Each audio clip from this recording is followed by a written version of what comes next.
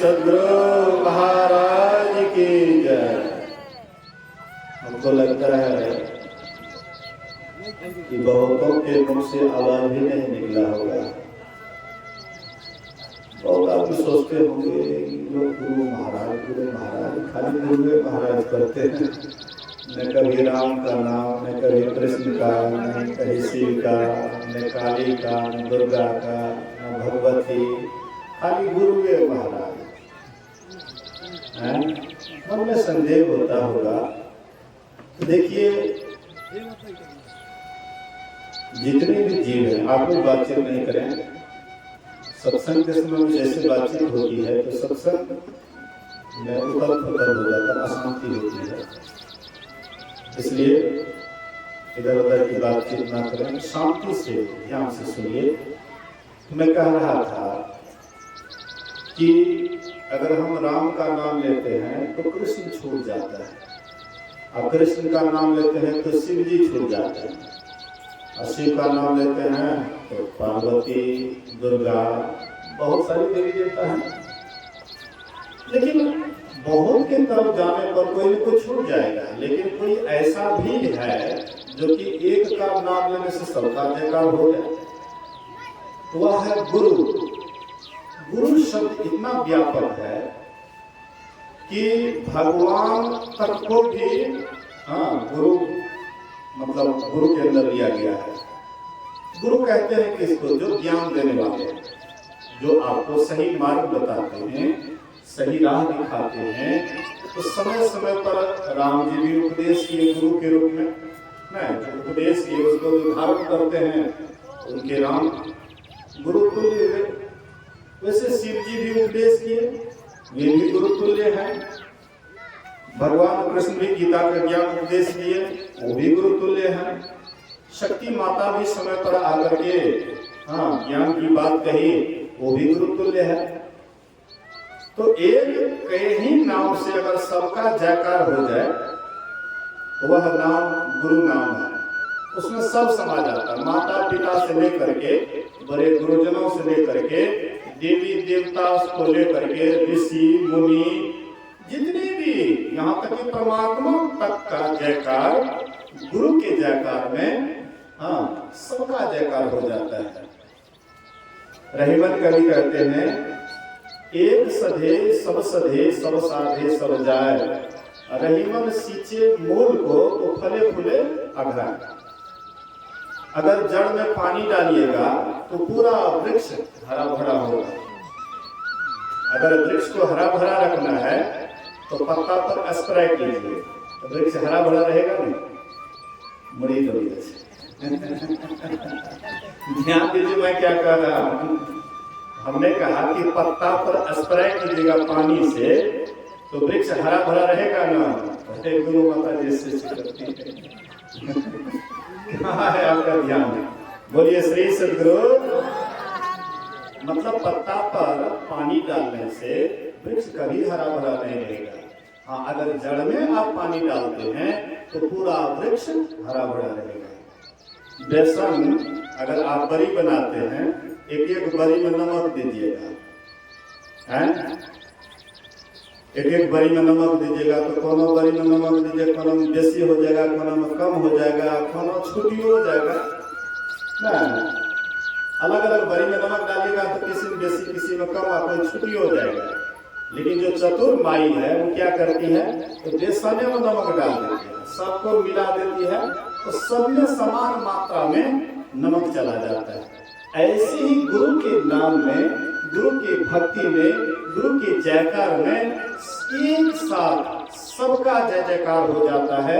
इसलिए सब आदमी पूरा हृदय खोल करके, उद्गार हृदय से, एकदम हृदय से जय जयकार करें। बोलिए श्री सद्गुरु महाराज। अपनियों लागे कंडा खसरे वो कंडा ससेर जाए। श्री सद्गुरु महाराज की। और एक बार दम लगा के श्री सद्गुरु महाराज की। अखंड मंडल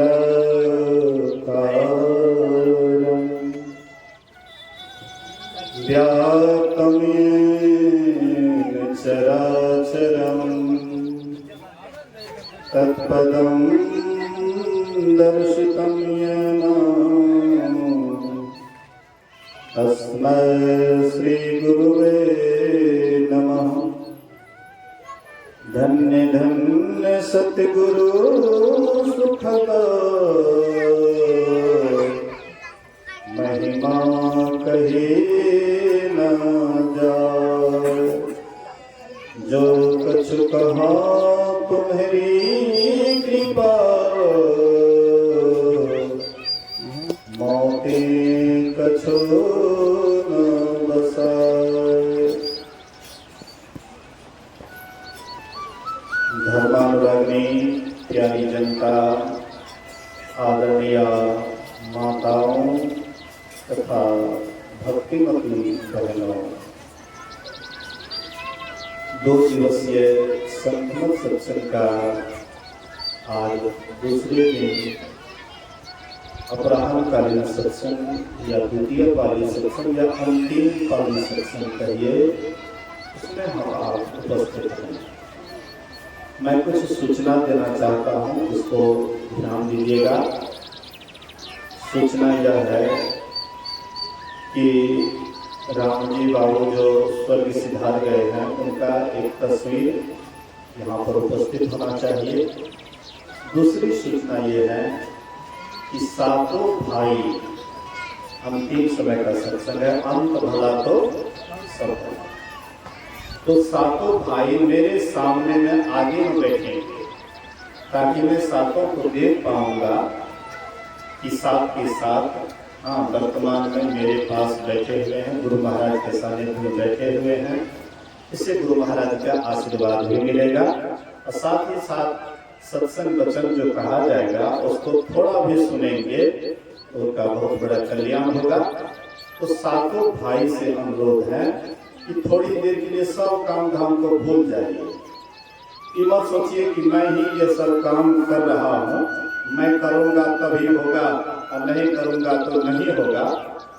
ये सब दिमाग से निकाल दीजिए। थोड़ी देर के लिए समझ जाइए कि मैं कुछ भी नहीं कर रहा हूँ, सब परमात्मा के ऊपर छोड़ दीजिए कि परमात्मा जो करते हैं परमात्मा ही करते हैं। उसी का सब कुछ समर्पण करके और 7 भाई एक साथ एक जगह आगे में आकर के बैठिए ताकि मेरे अंदर में भी एक उत्साह होगा कि 2 दिन तक सत्संग किए तो इन लोगों के अंदर कुछ न कुछ प्रभाव पड़ा है। तो बोलिए प्रेम से श्री सद्गुरु। अब आप लोग जितने हैं सब आप पूरे सावधान पूर्वक सुनिए। ये हम आपकी बात नहीं है, ये भगवान श्री राम की बात है। अभी जो आप लोगों को पाठ में सुनाया गया है, ये भगवान श्री राम जो अपने राजत्व काल में प्रजाओं को उपदेश दिए थे, वही बात अभी आप लोग सुनेंगे। उसके पहले एक दोहा आप लोगों ने सुना, जीवन मुक्त ब्रह्म पर चरित्र सुनहि तजी ध्यान, जे हरि कथा न करहि रति तिनके हिय पाषाण। जो जीते जी मोक्ष पा लिए हैं, मुक्ति पा लिए हैं, परमात्मा को पा लिए हैं, ब्रह्म पद को पा लिए हैं, ऐसे संत महापुरुष भी ध्यान को छोड़ करके, समाधि को छोड़ करके सत्संग से प्रेम करते हैं। अब समझिए सत्संग का कितना बड़ा महत्व है। जिनको अब पाने के लिए कुछ भी बाकी नहीं है, परमात्मा को पा लिए तो सब कुछ पा लिया, संसार का बहुत कुछ पा लिए, अब परमात्मा को पाने के लिए बाकी है तो समझ जाइए आपको बहुत कुछ बाकी है। अब परमात्मा को पा लिया, संसार का कुछ भी नहीं पाए तो समझ लीजिए कि आपने सब कुछ पा लिया। लेकिन ऐसे संत महापुरुष भी समाधि को छोड़ करके, ध्यान को छोड़ करके सत्संग से प्रेम करते हैं। इसलिए हम लोगों को भी सत्संग से प्रेम करना चाहिए। अच्छा, एक बात पर गौर कीजिएगा कि जो मुक्ति प्राप्त किए हुए हैं, जो ब्रह्म पद को पाए हुए हैं, ऐसे संत महापुरुष कैसे होते हैं, उसका आचार कैसे होता है, विचार कैसे होता है, उसका व्यवहार कैसे होता है, इसका थोड़ा सा एक छोटा सा उदाहरण सुन लीजिए कि महापुरुष का लक्षण क्या होता है। उत्तरी भारत से एक जीवन मुक्त महापुरुष तमिलनाडु गए। तमिलनाडु जानते हैं? तमिलनाडु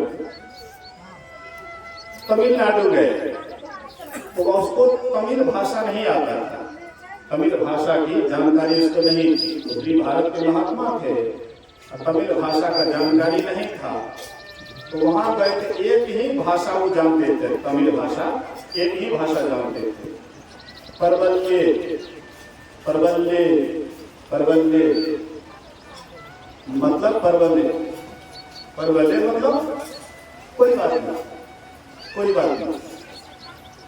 तो कोई भी कुछ भी होता था तो यही बात होती थी, परवल्ले परवल्ले। भिक्षाटन कोई दिए, परवल्ले। महात्मा जी कहाँ रह रहे हैं, परवल्ले। महात्मा जी क्या नाम है, परवल्ले। कोई भी बात होती थी बस इतना ही जैसे कोई दो किसान में झगड़ा हुआ बटाई के कारण, तो कहिए महात्मा जी हमारा फैसला करेंगे, परवल्ले। हमारा कौन होगा, इसका एक मन होगा, परवल्ले। बहुत पागल महात्मा, फलो बात में परवल्ले, किसी भी बात में परवल्ले। अंत में हाँ वहां पर पागल समझ करके लोग चले गए।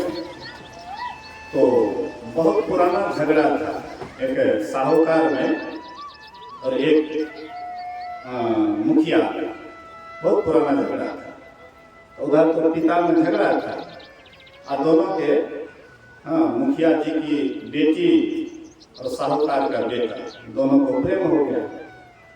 होता है, माँ बाप आपस में झगड़ते हैं और उधर जो है प्रेम हो जाता है। एक समय होता है ऑटोमेटिक है, उनके अंदर से प्रेम भाव उठता है और किसी से उसका मन मिलान हो जाता है, प्रेम भाव हो जाता है। तो धीरे धीरे दोनों के संजोग से मुखिया जी की पुत्री गर्भवती हो गई।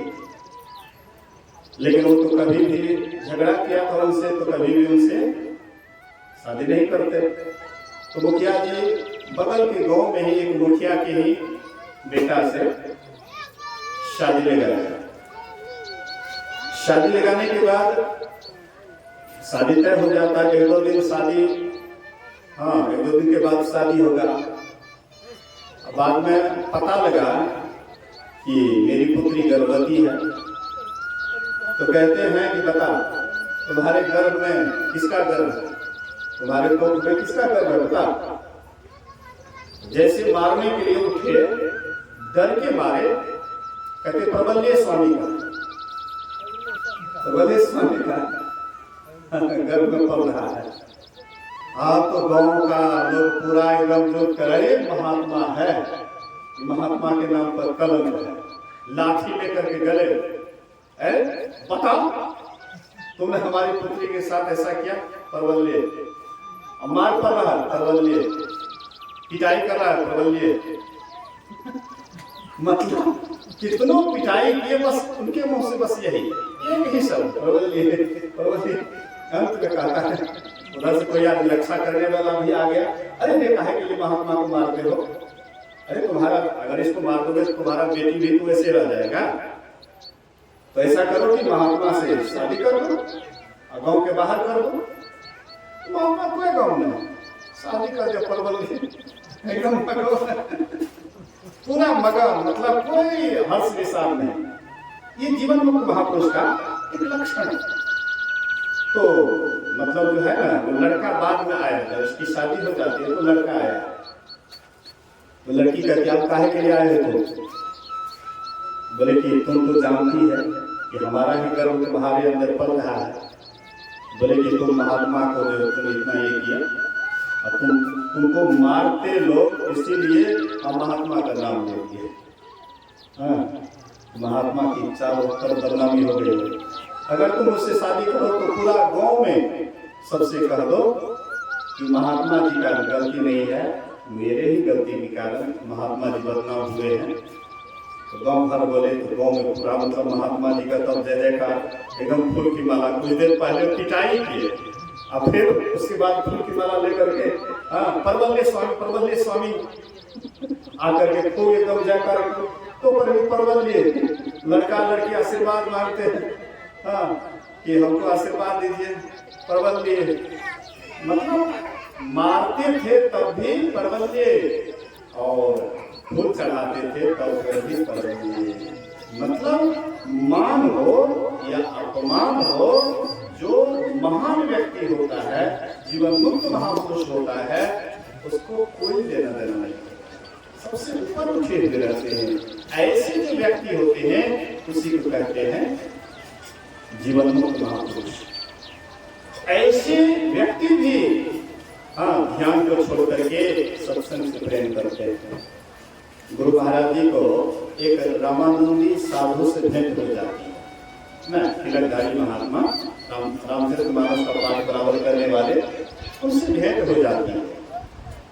तो वे रामानंदी साधु से गुरु महाराज जी कहते हैं कि आपने उत्तरकांड में दोहा को पढ़ा होगा, जीवन मुक्त ब्रह्म पर चरित्र सुनहि करी ध्यान, अजय हरि कथा ने कर ही रखी तिनके दिया पाषाण। तो हमको बताइए कि जीवन मुक्त महापुरुष का लक्षण क्या होता है? बोले कि रामचरितमानस को हम ओर से पोर कर दिए, लेकिन जीवन मुक्त महापुरुष का लक्षण क्या होता है ये हमको पता नहीं है। सौसे रामायण पढ़ ले लो, सीता का पत्नी से जान। खाली रामायण पढ़ने से नहीं होगा, रामायण के सही रहस्य को जब तक नहीं जानिएगा तब तक आप सही में रामायण का अर्थ नहीं समझ पाइएगा। और रामचरितमानस को समझने के लिए कोई महापुरुष के निकट नहीं जाइएगा तो रामचरितमानस के सही अर्थ को नहीं समझ पाइएगा। अर्थ लगा लीजिएगा, पढ़े लिखे हैं, विद्वान हैं, अपने ढंग से अर्थ कर लीजिएगा, लेकिन सही सही अर्थ कोई महापुरुष ही कर सकता है, क्योंकि खग जाने खग ही के भाषा, महापुरुष ही महापुरुष की भाषा को समझते हैं। तो कहते हुजूर मैं नहीं जानता हूं, आप ही हमको समझाइए। तो गुरु महाराज जी कहते हैं कि राधा स्वामी संप्रदाय में एक सर्वप्रथम आचार्य हुए जिसका नाम था शिवदयाल स्वामी। उनकी पत्नी का नाम था राधा। राधा को कोई संतान नहीं था, राधा को कोई संतान नहीं था। तो राधा कहते थे कि संतान हो जाता लोग क्या से क्या बोलते हैं, मेरा नाम रहेगा। बोले कि तुम नाम चाहती है तो लो, इस संप्रदाय का नाम राधा स्वामी, राधा पत्नी का नाम स्वामी, शिवदयाल स्वामी, दोनों के नाम से वह संप्रदाय। तो द्वितीय आचार्य का नाम था शालिग्राम साहब। तो शालिग्राम साहब जब गुरुजी गुजर गए, गुरुदेव गुजर गए, तो गुरुगद्दी के आसन यही द्वितीय आचार्य के रूप में ये हुए। इसके बाद ये पहले गृहस्थाश्रम से जुड़े हुए थे, नहीं होता है पहले शादी विवाह बाल बच्चा वगैरह, उसके बाद मन में वैराग्य आता है तो चले जाते हैं आश्रम। जैसे महर्षि शादी स्वामी महाराज को ले लीजिए, शादी हो गई, एक संतान हुआ, उसके बाद घर द्वार छोड़ करके गुरु महाराज के सेवा में जब लगे तो बस अभी तक क्या 2011 में शरीर छोड़ दिए। बड़े सरल और बड़े स्वभाव के, बहुत स्वभाव के अच्छे महात्मा थे।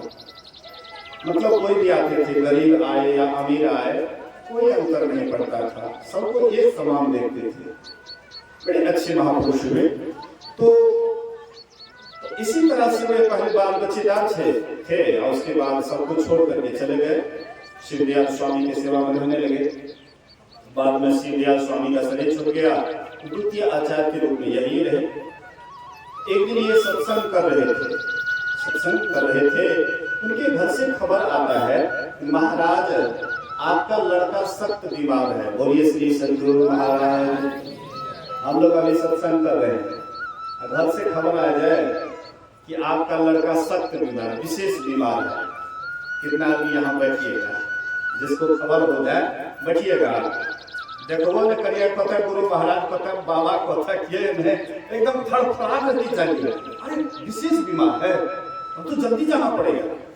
अब कहीं आपको ये पता लग गया कि आपका लड़का बचने वाला नहीं है, अब दम टूटेगा कि तब दम टूटेगा, तब तो उससे पहले आप ही का दम टूटना शुरू हो जाएगा। दांती पर दांती, फटफट दांती लगने लगेगा। अब मर गया ये बात सुनिएगा तो फिर कहना क्या। कितना आदमी बाहर में रहते हैं तो उसको जानकारी नहीं देते हैं कि तुम्हारा बेटा या और कोई मर गया है, कहते हैं कि बीमार, विशेष बीमार है, तुमको जल्दी गाड़ी पकड़ करके आना है।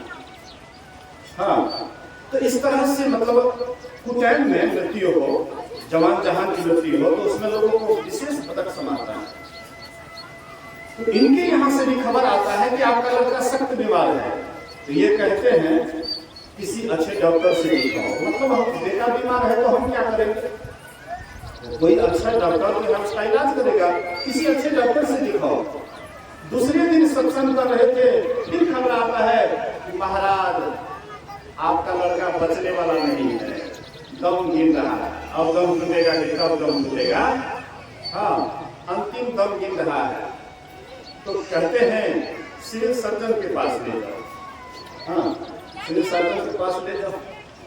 हम क्या करेंगे, विशेष बीमार है, दम टूटने वाला, तो सिविल सर्जन के पास ले जाओ।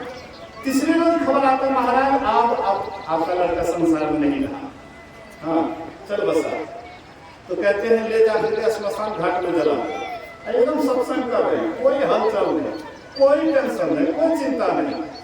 अब सोचिए क्या साधारण व्यक्ति से यह काम हो सकता है। लड़का बीमार है तो डॉक्टर से दिखाओ, बचने वाला नहीं है, सिविल सर्जन के पास ले जाओ, मर गया श्मशान घाट में ले जाकर के जला दो। थोड़ा सा भी मतलब उनके अंदर शोक नहीं, चिंता नहीं। ऐसे होते हैं जीवन मुक्त महापुरुष। लेकिन ऐसे महापुरुष भी समाधि को छोड़ करके, ध्यान को छोड़ करके सत्संग से प्रेम करते हैं, और जो सत्संग से प्रेम नहीं करते हैं उनका हृदय पत्थर है, उनका हृदय पत्थर के समान है। बड़ा है तस्वीर, क्या तस्वीर बड़ा है। एक कुर्सी यही छीन, यही दे देना, एक कुर्सी पर। बोलिए प्रेम से श्री सद्गुरु। मैं सातों भाई से अनुरोध करूंगा कि सातों भाई यहाँ आगे आकर के बैठिए। मैं पहले ही कह दिया हूँ और अभी भी कह रहा हूँ कि सातों भाई आगे आकर के बैठिए, ताकि मैं सातों सतभैया को देख सकूं, सप्त ऋषि का दर्शन कर सकूं। नहीं सप्त ऋषि, तो सप्त ऋषि का मैं दर्शन करना चाहता हूँ, सतभैया का दर्शन करना चाहता हूँ। आगे आकर के आप लोग बैठे, वैसे प्रणाम करके बैठ जाइए। बोलिए प्रेम से श्री सद्गुरु महाराज की जय। तो मैं कह रहा था, अरे कोई बात नहीं, जहां जिसको जगह मिले बैठ जाइए। बोलिए श्री सद्गुरु महाराज की। तो मैं कह रहा था कि जीवन मुक्त महापुरुष भी सत्संग से प्रेम करते हैं, इसलिए सबको सत्संग से प्रेम करना चाहिए। अभी हम लोग पाठ में श्रवण कर रहे थे। एक बार रघुनाथ बुलाए, गुरु द्विजपुरवासी में सब आए। बैठे गुरु और द्विज सज्जन, बोले भगत भगत भय भंजन। सुनहो सकल पुरजन मम बानी, कहु न कछु मम ताउर आनी। जौ अनीति कछु भाखौ भाई, तो मोहि बर जहु भय बिसराई। सोई प्रियतम प्रियतम मम सोई, अनुशासन माने जोई। जो अनीति कछु भाखौ भाई, तो मोहि बर जाऊं भय बिसराई। एक बार रघुनाथ बुलाए। एक बार भगवान श्री राम पूरे प्रजाओं को सबको बुलाए। और उसमें कौन कौन आए? बच्चे, जवान, बूढ़े, चारों वर्ण, ब्राह्मण, क्षत्रिय, वैश्य, शूद्र, मतलब जितनी भी थे सबकी सभा की, सबको बुलाए, निमंत्रण देकर के बुलाए। बहुत बड़ा सभा लगाए। उसमें बड़े बड़े ज्ञानी, बड़े बड़े ज्ञानी, बड़े बड़े ऋषि मुनि सबके सब उसमें उपस्थित हैं। लेकिन और से भी उपदेश करवा सकते थे, लेकिन औरों से उपदेश नहीं करवाए, स्वयं उपदेश करने लगे। गुरु के सामने में गुरुवाई करने लगे। बोलिए श्री सद्गुरु महाराज की जय। आप लोग कहिए ये तो ठीक नहीं हुआ। वशिष्ठ मुनि, विश्वामित्र मुनि, अगस्त्य ऋषि, अत्रि ऋषि, मतलब एक पर एक महाज्ञानी, लेकिन उसके बीच में और उपदेश नहीं करवाए, स्वयं उपदेश करने लगे। क्यों? जो पद पर रहता है उसकी बात तो सब मानते हैं, और बिना पद पर रहने वाले का बात नहीं मानते हैं। रामदेव स्वामी सबको कह दे नोटबंदी हो गया है, आज से 2000 पंसहिया बंद, कितना आदमी मानिएगा? उसी जगह पर नरेंद्र मोदी बोल दिए 12 बजे रात को हाँ नोटबंदी कौन नहीं माने, सब माने कि नहीं? तो देखिए, तो पद पर थे कौन? नरेंद्र मोदी। और रामदेव स्वामी, वो भी कौन देश विदेश में जाते हैं। रामदेव स्वामी बहुत देश विदेश का यात्रा किए हैं। रामदेव स्वामी बहुत लोग उसको जानते हैं, लेकिन रामदेव स्वामी की बात को बहुत कम आदमी मानेंगे। और नरेंद्र मोदी क्योंकि पद पर हैं, हाँ प्रधानमंत्री के पद पर हैं, कुर्सी पर हैं, हाँ इसलिए उनकी बात को सब आदमी माने। तो ऐसे ही राम जी पद पर हैं। पद पर होने के कारण, राजा होने के कारण औरों से उपदेश नहीं करवा करके स्वयं उपदेश करने लगे, ताकि मेरी प्रजा मुझको मेरी बात को बढ़िया से सुने, समझे और अपने जीवन में उतारे। हालांकि भगवान श्री राम के प्रजाओं के संबंध में कहा जाता है कि उनकी जो प्रजा थी, हाँ बहुत सुखी थी। भगवान श्री राम की प्रजा बहुत सुखी थी। कहते हैं मांगहि बारिद तेहि जल, बारिश की मांग करते थे, वर्षा होती थी। जितने धूप की कामना करते थे उतनी धूप होती थी। मतलब प्रजा हर तरह से सुखी थी, कोई गरीब नहीं था, सबके सब हाँ जितना धन उनके पास पर्याप्त मात्रा में था, कि सबका परिवार, सबका हाँ बाल बच्चा सब सुखी था। आज अभी आप देख लीजिए, हाँ बोलिए श्री सद्गुरु, बातचीत नहीं कीजिए, बातचीत नहीं कीजिए, मतलब जो है इशारा से करो, गप नहीं कीजिए, इशारा से कीजिए। बोलिए श्री सद्गुरु। तो मैं क्या कह रहा था कि भगवान श्री राम की राजत्व काल में प्रजा हर तरह से सुखी थी। अभी हम आप देखते हैं कि कोई गरीब आदमी पुत्री की शादी करना है और उनके पास पैसा नहीं, धनी आदमी के पास जाता है तो कहता है इतना ब्याजी दर देंगे, लेना है तो लो और नहीं लेना है तो मत लो। उसको बेटी की शादी करनी है, पुत्री की शादी करनी है, अब ब्याज हो कि जो हो जैसे हो, लेकिन लेता है, लेकर के पुत्री की शादी करते। लेकिन राम के राज्य में ऐसी बात नहीं थी। मतलब सभी प्रजा पूरे खुश थे, बहुत प्रसन्न थे, हर तरह से हाँ किसी के पास कोई दिक्कत नहीं था।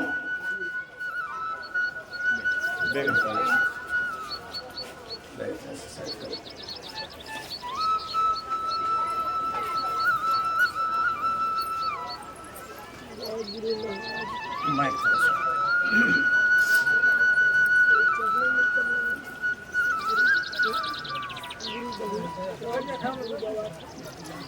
बोलिए श्री सद्गुरु बाद में बुलाएंगे सबको। बैठे जिनको जहां जगह मिले बैठ जाइए। बोलिए प्रेम से श्री सद्गुरु महाराज की जय। कितना हुआ? 2 4 6 एक कमी है, 6 हुआ है। सब भैया को देखना चाहते हैं। अच्छा आ जाएंगे वो भी सुनता होगा। बोलिए श्री सद्गुरु। थोड़ा सा ध्यान दीजिएगा, बहुत समय कम है। हाँ, कम ही समय में कुछ इम्पोर्टेंट बात करना चाहते हैं। थोड़ा सा मैं उदाहरण दे करके फिर मूल विषय पर आऊंगा। तो देखते हैं कि यहाँ अभी जो है, जैसे गरीब आदमी है, पैसा के लिए तरसता है, कोई पैसे पर पैसा उसके पास है। हाँ, खूब ऐश-मौज करता है। अगर बेटी का शादी करता है तो 5-5 लाख का टेंट लगाता है। अब 5 लाख रुपया अगर किसी गरीब आदमी को दे देंगे, उसकी छोकरी का शादी खूब बढ़िया से हो जाएगा, लेकिन वो नहीं करेंगे। 5 लाख का उड़ा देंगे फालतू बात में, लेकिन ऐसा काम नहीं। लेकिन राम के राज्य में कोई भी ऐसी प्रजा नहीं थी जिनके पास एक पैसा के लिए मुहताज होना पड़े। इसलिए राम राज्य की अभी भी लोग कल्पना करते हैं। महात्मा गांधी भी कोशिश किए थे राम राज्य बनाने के लिए। राम राज्य की सपना सब आदमी देखते हैं, इसलिए कि राम राज्य में सभी सुखी थी। लेकिन एक बात है कि जब सब सुखी थे ही, किसी को कोई कष्ट था ही नहीं, सभी प्रजा सुखी थी, तो फिर राम जी क्यों बैठक किए? सभी को क्यों निमंत्रण दिए? सबको क्यों बुलाए? सभा क्यों लगाए? क्योंकि राम जी जानते थे कि ये शरीर सदा रहने वाला नहीं है, सदा न रहेगा, सदा न रहा है, सदा न रहेगा। जमाना किसी का नहीं चाहिए, दिल दुखाना किसी का। मतलब ये शरीर सदा नहीं रहेगा। चाहे हम लोगों से वे लोग जैसे जीते थे, अभी लोग 50-100 वर्ष जीते हैं, तो द्वापर युग में कितना लोग जीते जानते हैं? 1000 वर्ष। 0 एगो बैठा दीजिए, 100 में 0 बैठा दीजिए, कितना हो गया? 1000। अब फिर एगो 0 बैठा दीजिए, कितना हो जाएगा? 10,000। अब फिर 0 बैठा दीजिए, 1 लाख। 1 लाख वर्ष आयु था लोगों का सतयुग में। त्रेता में 10,000, हाँ, द्वापर में 1,000 और कलिकाल में 100 वर्ष। तो हाँ, मतलब एक 0 हटते गया, आयु घटते गया। लेकिन इतना जीने के बाद भी 10,000 हाँ वर्ष जीने के बाद भी राम जी ने सोचा कि 10,000 के वर्ष के बाद भी तो इसका शरीर छूटेगा। ये जो यहाँ से जाएंगे तो कहीं वहां भी दुखी न रहे। यहाँ पर तो मेरी प्रजा सुखी है ही, लेकिन यहाँ से जाने के बाद भी मेरी प्रजा सुखी रहे, इसी के लिए बैठक बुलाए, इसी के लिए सभा की। सभा बुला करके कहते हैं कि तुम ऐसा मत सोचना कि हम राजा हैं और जो कहेंगे वही बात मान लेना। ऐसा मत सोचना कि हम राजा जबरदस्ती तुमको कुछ कहने जा रहे हैं। अगर मैं अनुचित की बात कहूं, तुम्हारे मन को जो भाने वाला बात नहीं होगा, अनुचित होगा, तो मेरे मुंह को तुरंत चुप कर देना। वही मेरा सेवक है जो मेरे अनुशासन को मानता है। हाँ, उसके बाद राम जी क्या कहते हैं? बड़े भाग मनुष्य तन पावा, सुर दुर्लभ सद ग्रंथ ही गावा। भगवान श्री राम कहते हैं कि बड़े भाग्य से मनुष्य का शरीर मिला है, बड़े भाग्य से। नीचे नीचे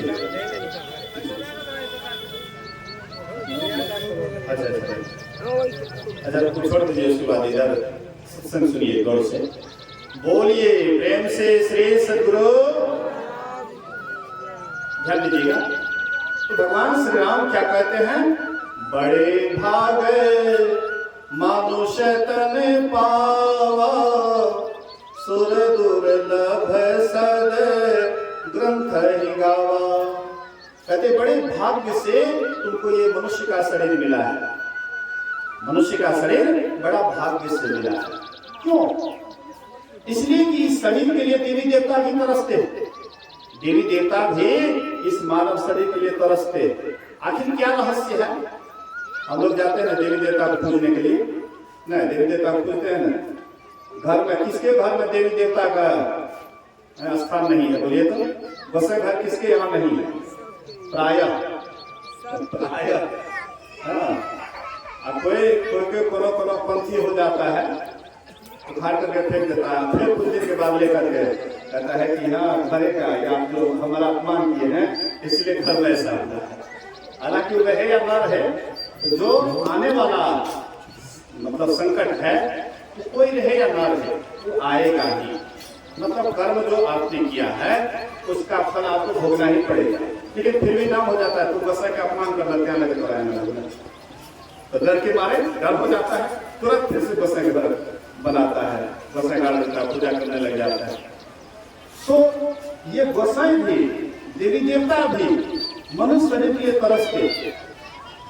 भगवान राम के वचन को आप झूठ मानिएगा, भगवान राम स्वयं कहते हैं बड़े भाग्य से तुमको मनुष्य का शरीर मिला है, और ये शरीर के लिए देवी देवता भी तरसते हैं, लेकिन उसको मनुष्य शरीर दुर्लभ है। आप कहिएगा कि क्यों दुर्लभ है उसको, हमको सुलभ कैसे हो गया? तो हम आप 84 में भ्रमण कर रहे थे, आकर 4,84,00,000 जोनी भ्रमत यह है जीव अविनाशी। ये जो अविनाशी जीव है 84 लाख योनियों में भ्रमण कर रहा था। कभी कुत्ता, कभी बिल्ली, कभी सांप, कभी सुसुंदर, कभी पेड़, कभी पौधे, कभी घास, कभी पात, मतलब इस तरह से 84 लाख योनियों में घूम रहे थे, भ्रमण कर रहे थे। और जन्मत मरत दुष्ट दुख हुई, जन्मते मरते दुख तो काफी होता है। तो परमात्मा को अकारण बिना कारण के ही दया आ जाती है, इसको मनुष्य का शरीर दिया जाए, एक बार इसको मनुष्य का शरीर दिया जाए। मतलब 84 पार करने के लिए, मोक्ष धाम में जाने के लिए, मुझे पाने के लिए इसको एक अवसर दिया जाए, मौका दिया जाए। तो मनुष्य शरीर क्या है? एक मौका है, एक अवसर है। तो मनुष्य शरीर हम आपको परमात्मा ने दिया, एक मौका दिया, क्या करने के लिए? संसार में रचने बसने के लिए, बाल बच्चा पैदा करने के लिए, घर परिवार बसाने के लिए, घर मकान बनाने के लिए। आप कहिएगा कि तब क्या करें, ये सब काम नहीं करें। आपको ऐसा नहीं कहते हैं कि आप ये काम मत कीजिए, घर द्वार, बाल बच्चा या जो भी है उसको आप देख रेख नहीं कीजिए, ऐसा बात नहीं कहते। लेकिन ये करते हुए भी अभी रखिए, जब बुलाएंगे तब आप लोग आइएगा। बोलिए प्रेम से श्री सदगुरु महाराज की जय। सातों भाई बैठेंगे, जब बुलाऊंगा श्रद्धांजलि के लिए तब आप लोग एक एक करके आएंगे, और उसी समय जो चढ़ावा वगैरह होगा उस समय कीजिएगा। अभी लेकिन शांति से बैठिए। बोलिए श्री सदगुरु।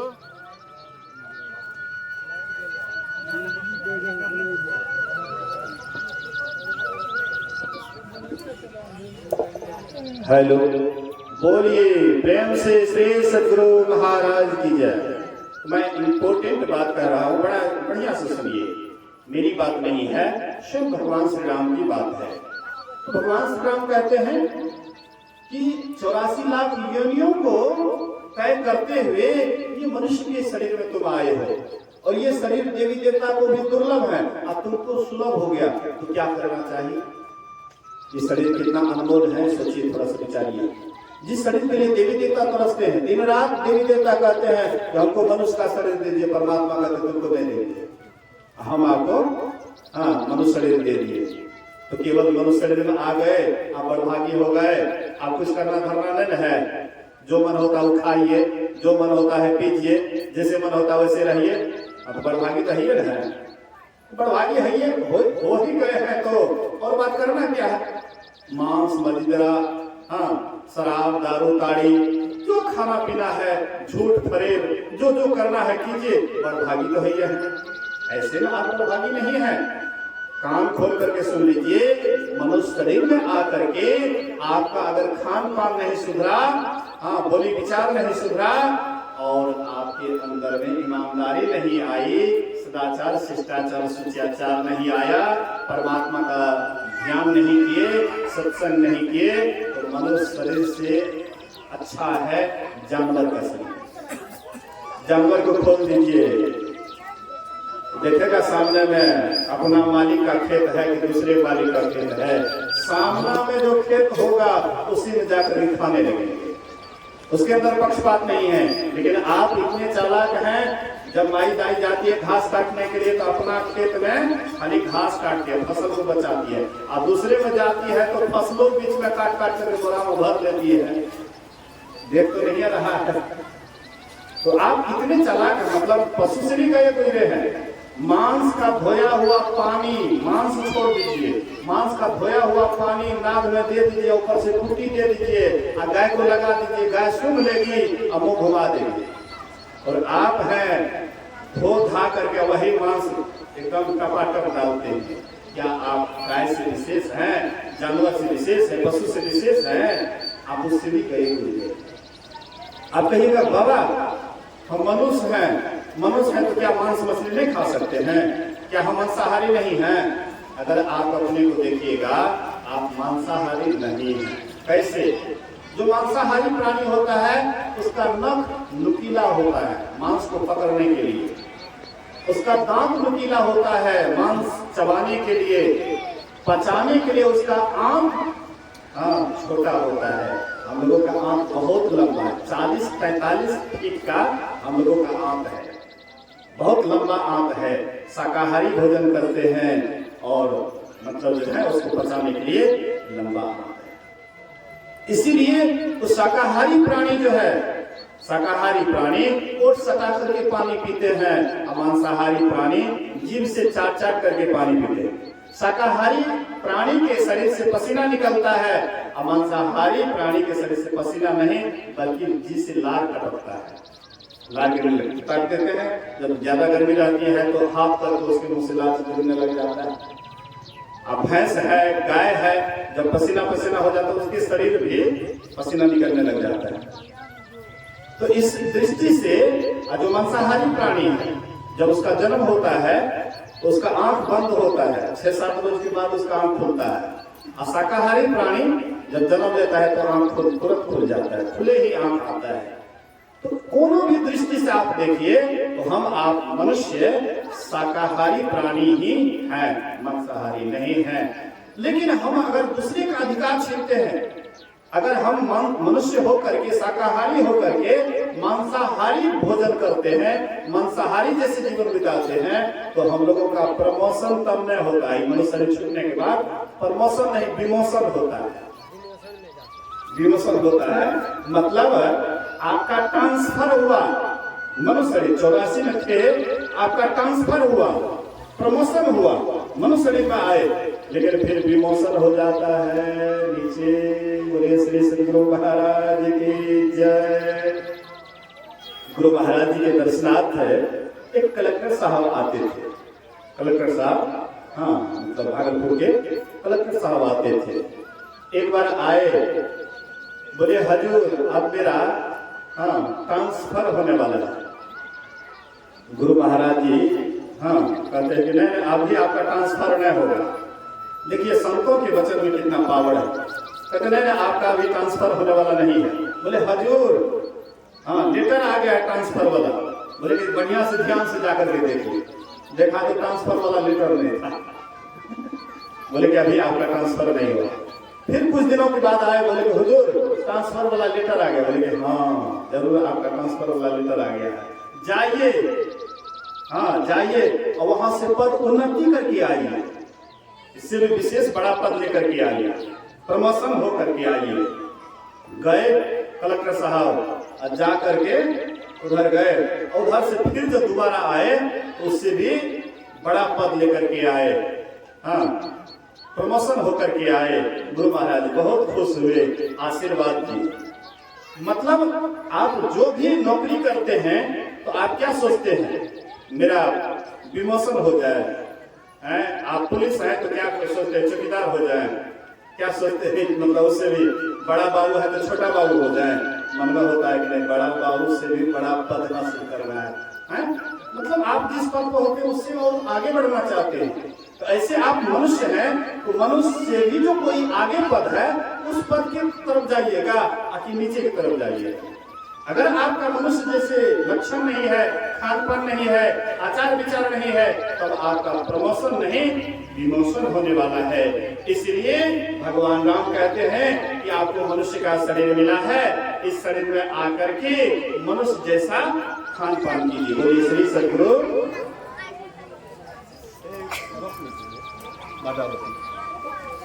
बोलिए श्री सद्गुरु। तो हम आप मनुष्य हैं, तो मनुष्य हम आप कैसे हैं, हाँ कैसे मनुष्य हैं।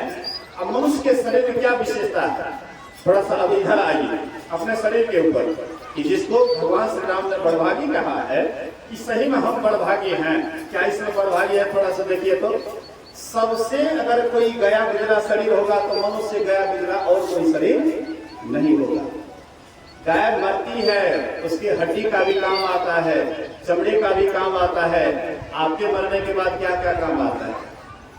गाय गोबर देती है, उससे हम घर द्वार निपुत करते हैं, पवित्र करते हैं। उसकी लघुशंका पीने से जो गर्भवती गाय नहीं है, हाँ जो गर्भवती गाय नहीं है, अब किसी को अगर टीबी का शिकायत हो गया है और लगातार कपड़े से छान करके अगर उसका मूत्र पिए उसका बीमारी दूर हो जाता है। मैंने एक आदमी को बताया था, जब बोले कि डॉक्टर साहब हमको बोले मांस खाने के लिए टीवी में, हमने कहा वो सत्संगी था, भजन भेदी था, कहा बाबा देखिए ना डॉक्टर कहते हैं मांस खाने के लिए। मैंने कहा कुछ नहीं खाना है आपको, केवल गाय के गोद को पीना है, कपड़ छान करके पीना है। 2-3 महीना पिए, गए फिर जांच कराने के लिए, बोले अरे भाई क्या चमत्कार हो गया, हाँ आप तो हद तक सुधार हो गए, और 2 दिन पिए बिल्कुल स्वस्थ हो गए। तो कोई ऐसी जरूरी नहीं है कि डॉक्टर जो कहता वही करे।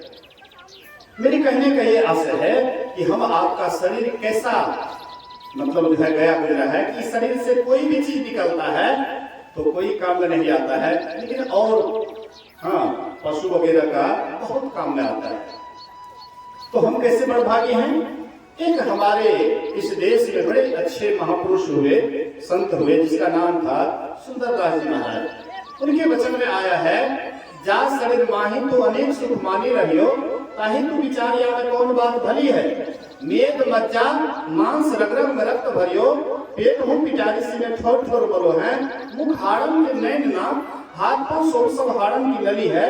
सुंदर या ही देखी जनी भूले कोई, भीतर भगार भरी ऊपर से कली।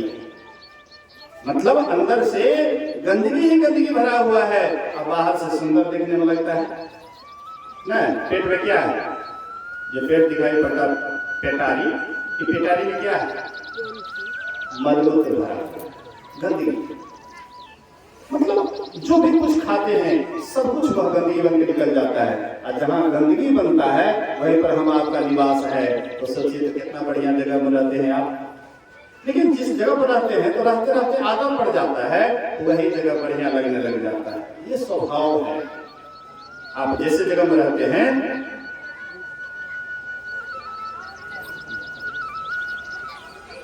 नेपाली हर हमेशा गो के अरे सुनिए ना, अरे बात पहले जानकारी ले लिए हैं, आप शांति रहिए ना, काहे उतना बात कर रहे हैं। बोलिए प्रेम से श्री सद्गुरु महाराज की जय। जो काम शांति से होता है वो अशांति से नहीं होता है।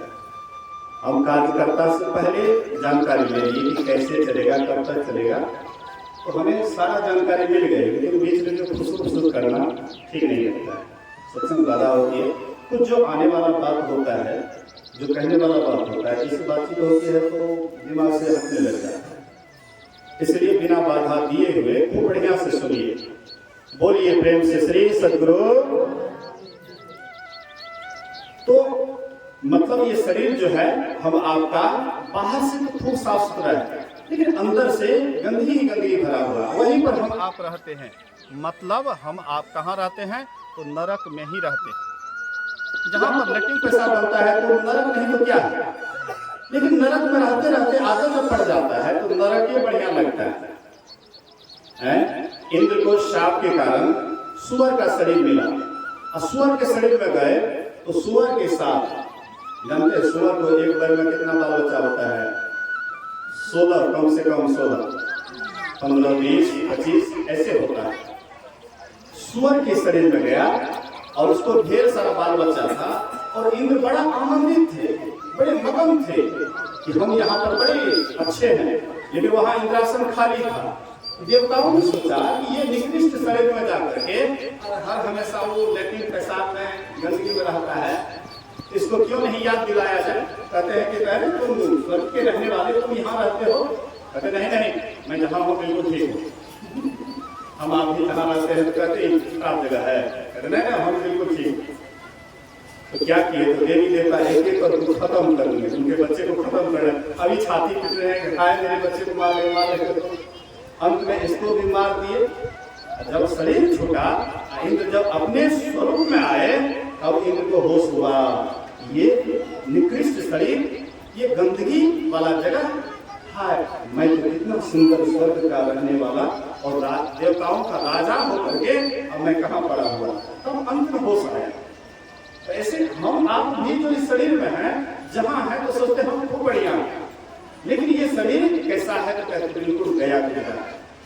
लेकिन संत महात्मा कहते हैं केवल गया की मिला ही नहीं है, बल्कि इस शरीर से वह काम भी हो सकता है जो देवी देवता वाला शरीर से नहीं हो सकता है। इसलिए कवि साहब ने बड़ा सुंदर कहा है, यह मानव तन अनमोल, देखो अंतर का पट खोल। यह मानव तन अनमोल, देखो अंतर का पट खोल। लेकर ज्ञान तराजू तौल रे, अभागा मन मारे, अभागा मन मान। ये मानव तन है हीरा, मूर्ख समझे इसको खीरा। यह मानव तन है हीरा, मूर्ख समझे इसको खीरा। हमरा देख देख आवे पीरा रे, अभागा मन मारे, अभागा मन मान। ये मनुष्य शरीर क्या है? कहते हीरा है हीरा, लेकिन मूर्ख समझे इसको खीरा। मतलब विषय भोग में ये शरीर को खीरा की तरह व्यर्थ ही बहा देते हैं। हाँ, इसलिए कहते नहीं ये हीरा है। तो हाँ, ये हीरा कैसे है? एक छोटी सी कथा सुन लीजिए। महर्षि साहिब स्वामी जी महाराज ये कहानी कभी कभी सुनाते थे। एक गड़ेगी भेड़ बकरी चराने के लिए बराबर जंगल जाया करता था। तो नित्य की भांति एक दिन जब गए भेड़ बकरी चराने के लिए, एक उसको पत्थर जमीन में गड़ा हुआ दिखाई पड़ा। बड़ा चमकीला पत्थर लग रहा था। तो ये क्या करते? पैर के उंगली से खुरिच करके निकालना चाहा, नहीं निकला। हाथ से खुरिच करके निकालना चाहा, नहीं निकला। उसके बाद लाठी था, उसका गोबा मार मार करके उसको निकाले, पानी में धोते हैं, बहुत और चमकीला लगने लगा। उनके दृष्टि में जो सुंदर भेड़ था, उसके गले में रस्सी से बांध देते। ऐसे बराबर जाते थे भेड़ बकरी चराने जंगल। एक दिन जब गए जंगल तो एक जौहरी जो उस पत्थर को पहचानता था, तो जौहरी बगल से गुजर रहा था और देखा कि इतना अनमोल कीमती पत्थर वो भी भेड़ के गले में। शायद लगता है इसको पता नहीं है कि कितना कीमती वस्तु है। तो ये सोचे कि इसका लाभ लेना चाहिए, इस अवसर का लाभ लेना चाहिए। कहते हैं गड़ेगी भाई, ये पत्थर हमको 500 रुपया में दे दिए। गड़ेगी सोचता एक छोटा सा पत्थर, उसका 500 रुपया, लाओ भाई लाओ, और अपने से खोल लो। उसको 500 रुपया थमा दिए, अपने से जहरी खोलने लग जाते। खुल तो जाता है, लेकिन उनके हाथ से वो पत्थर लुढ़क जाता है, नीचे गिर जाता है और छोटे छोटे कण में विभक्त हो जाता है, छोटे छोटे टुकड़ों में विभक्त हो जाता है। और उस कण से आवाज निकालता है, ए मूर्ख जौहरी, अरे गड़ेगी मुझे नहीं जानता था कि मैं कितना अनमोल वस्तु हूँ, इसलिए मैंने कई अपमान को सहा। मुझे पैर के उंगली से निकालना चाहा, उसको भी मैंने सहा।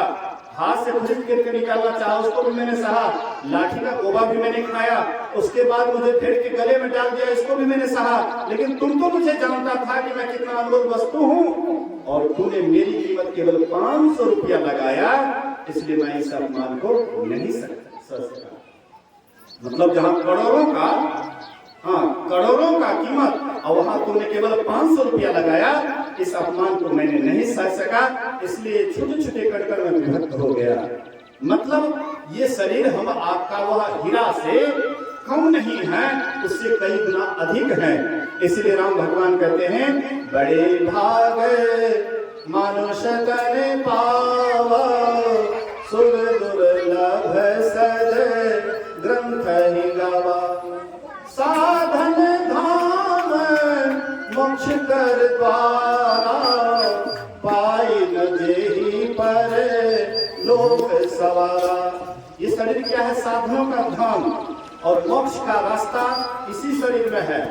देवी देवता वाला शरीर में 9 दरवाजा है। जैसे हम आप, हाँ देखिए, 2 आंख और 2 कान, कितना होगा? 2 दूना 4, 2 नाक, 6, 1 मुंह, 7, नीचे 2 दरवाजा, मलमूत्र विसर्जन करने का 2 दरवाजा, कुल मिलाकर कितना हो गया? 9 दरवाजा। जैसे हम आपके शरीर में हैं, ये 9 दरवाजा देवी देवता के भी शरीर में हैं, लेकिन 10 द्वार की व्यवस्था हम आपके पास है, लेकिन उनके पास नहीं है। मनुष्य शरीर में 10 दरवाजा की व्यवस्था है। भले ही आप सच्चे संत सदगुरु से जुक्ति नहीं लिए हैं, 10 द्वार को नहीं जानते हैं, अलग बात है, लेकिन 10 द्वार की व्यवस्था अगर कोई शरीर में है तो मनुष्य शरीर को छोड़ करके अन्य किसी भी शरीर में नहीं। इसीलिए इसको बड़भागी कहा है। यहाँ पर माता लोग बिंदिया साटती है, ये क्या है? केवल श्रृंगार ही नहीं है, बल्कि यहाँ पर 10 द्वार का संकेत करते हैं। महात्मा लोग यहाँ पर टीका लगाते हैं, चंदन लगाते हैं, तिलक करते हैं, ये आपको संकेत करता है ये 10 दरवाजा आपका यहाँ पर दोनों भवों के बीच में यहाँ पर 10 दरवाजा है। शिव जी का यहाँ पर देखे तीसरा नेत्र, फोटो में देखे है ना, है 2 आंख तो यहाँ पर है, ये है, यहाँ पर देखते 1 आंख है। ये यहाँ पर क्या था? ऐसे टीम था यहाँ पर। विचार कीजिए, हम लोगों की तरह भी उसका भी माथा प्लेन था, लेकिन कभी हम आपको संकेत किए कि जैसे ये आंख है, वहां यहाँ पर भी 1 आंख और है जो गुप्त है। असंत सदगुरु से जुक्ति लेकर के जो यहाँ पर ध्यान लगाते हैं, उसको दिव्य दृष्टि होती है, तो वह दरवाजा खुल जाता है। तब आप हरिद्वार चले गए। ये हरिद्वार नहीं जो गाड़ी से जाते हैं, ये हरिद्वार तो नकली हरिद्वार है। असली हरिद्वार यहाँ पर है, 10 दरवाजा, यही असली हरिद्वार है। और वही हरिद्वार होकर के, ऋषिकेश होकर के, तब आप बद्री नारायण केदार धाम जितना भी तीर्थ व्रत सुनते हैं करिएगा, लेकिन यहाँ पर असली तीर्थ है। परमात्मा का दर्शन यही हरिद्वार होकर के, ऋषिकेश होते हुए और उत्तरकाशी आदि आदि आप जाएंगे। तो आपके पास में यही जो असली दरवाजा है ये गुप्त है। नकली दरवाजा खुला है, लेकिन असली दरवाजा बंद है। लेकिन वह असली दरवाजा जब तक गुरु से युक्ति नहीं जानिएगा, साधना नहीं कीजिएगा, तब तक ये 10 दरवाजा नहीं खुलेगा। कबीर साहब कहते हैं, इस तन में मन कहाँ बसत है, निकस जाए के ही छोड़, गुरुगम है तो परखिले, ना तर कर गुरु। अगर तुमको गुरु मिला है और 10 दरवाजा का पता नहीं बताया है, वह झूठा गुरु है। चाहे कोनो संप्रदाय वाला हो, कोनो मजहब वाला हो, वो समझिए झूठा गुरु है। पान लाओ, फूल लाओ और लाओ पैसा, और कान दोनों फूक दियो, बाघ हो या भैंसा।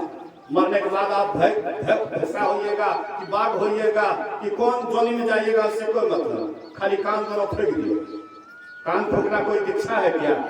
लोग तो सोचते हैं कान फूक दिया हो दीक्षा भारी हो गए। अरे भैया, कान फूकना कोई अध्यात्म ज्ञान के लिए कोई मायने नहीं रखता है। असली चीज है भक्ति की जुक्ति आपको बतलाया जाता है। कान फूका नहीं जाता है, बल्कि भक्ति का रास्ता आपको बतलाया जाता है। उस रास्ते पर जो चलते हैं वह परमात्मा के तरफ जा करके उसी का परम कल्याण होता है। और जो इधर रहते हैं वही 84 में जाते हैं। आदि आदि सारी बातें हैं, आगे नहीं बढ़ूंगा क्योंकि लाइन भी बारंबार संकेत करता है कि बाबा रुक जाइए, उधर से पहले से तो रुकिए रहे हैं, इधर लाइनों कहता है रुक जाइए। तो मैं यहीं पर अपने वचन को विराम देता हूं, थोड़ा संबोधन के रूप में कि 2 दिनों से सत्संग जो सातों भाई मिल करके करवाए हैं, बहुत बड़ा पुण्य का काम किए हैं। बहुत लंबा चौड़ा देखते हैं भोज भंडारा का व्यवस्था है। अब बड़े उत्साह से मैंने सुना जब शरीर छोड़े थे तो पूरे गांव में उत्साह था। 115 बरस होने के बाद शरीर छोड़े, ऐसा उम्र दराज जो है जल्दी नहीं मिलता है। मतलब 115 बरस हाँ शरीर पूरा करके और शरीर छोड़े। 2 दिन तो काफी उत्साह था, काफी भीड़ हुआ था जलाने उलाने में, हाँ अग्निदान में काफी भीड़ हुआ था। तो इससे पता लगता है कि वह व्यक्ति भी अच्छे स्वभाव के होंगे। अच्छे स्वभाव होने के कारण ही पूरा गांव वाला उनके बाराती में भीड़ भाड़ हो न। तो मुझे लगता है कि इतना जो भोज भंडारा हो रहा है, अगर सत्संग नहीं होता तो मैं सोचता हूँ इसको 0/0।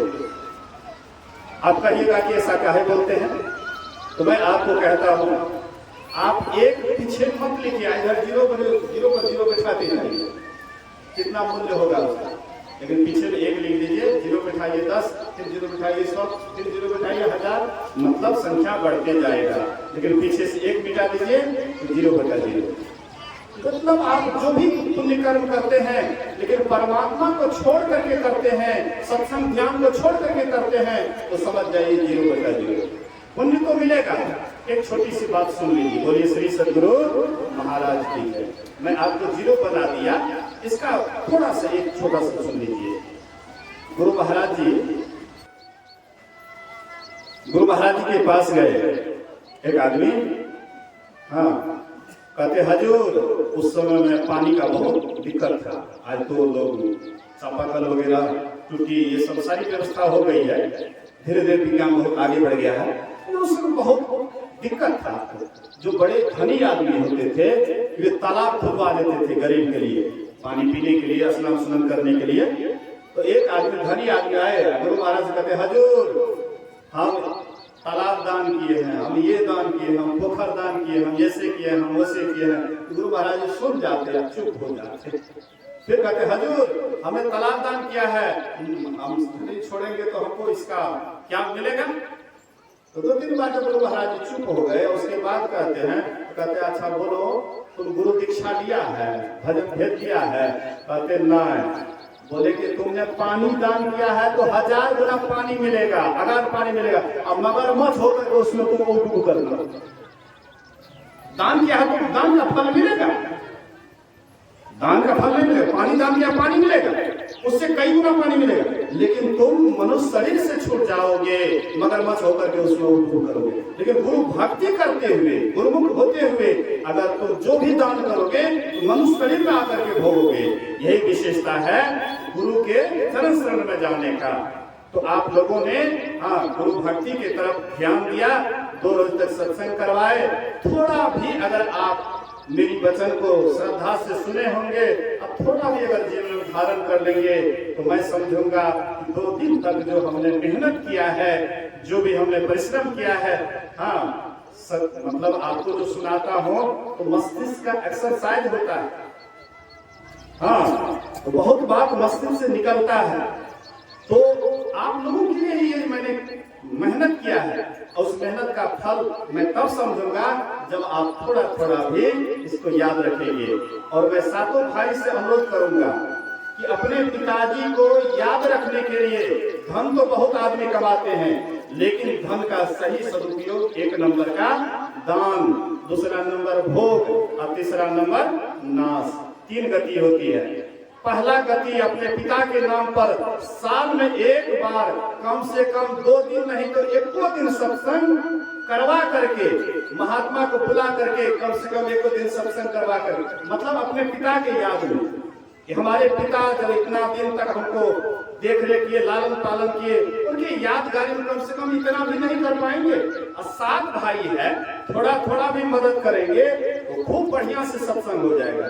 सब कुटुंब को नहीं बुला पाएंगे, मान लीजिए कमे को बुलाएंगे या नहीं बुलाएंगे, लेकिन गांव के सत्संगी को बुला करके सत्संग भंडारा कर लेंगे पिता के नाम पर, तो मुझे लगता है आपके पिताजी को भी लाभ होगा और आपको भी लाभ होगा और धीरे धीरे अध्यात्म की उन्नति होगी।